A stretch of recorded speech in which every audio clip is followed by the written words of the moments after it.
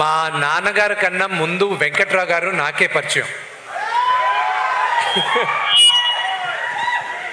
నేను ఇంటర్మీడియట్ చదువుతూ ఉన్నాను, తిరుపతిలో చదువుతూ ఉన్నాను.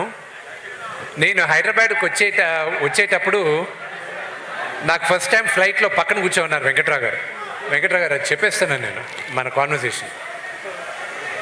బాబు నువ్వు మోహన్ బాబు గారు అబ్బాయి అంట కదా? అవునండి, నమస్కారం నమస్కారం. మీ నాన్నగారు నాకు బాగా తెలుసు. ఓ పరిచయం ఉన్నారండి? పరిచయం లేదు, కానీ ఆయన వల్ల నాకు నేనంటే ఆయనకు బాగా తెలుసు. ఆయనంటే తెలియని వాళ్ళు ఎవరు ఉండరు. ఓహో అవునా అండి. మీ నాన్నగారు నాకు చాలా హెల్ప్ చేశారు. ఓహో అవునా, ఎలా చేశారండి అంటే డైరెక్ట్గా నేను ఎవరో తెలీదు, డైరెక్ట్గా హెల్ప్ చేయలేదు. అసెంబ్లీ రౌడీ అన్న సినిమా రిలీజ్ అయింది, ఆయన కట్అవుట్ నేనే తగలబెట్టాను గుంటూరులో అన్నాడు ఆయన.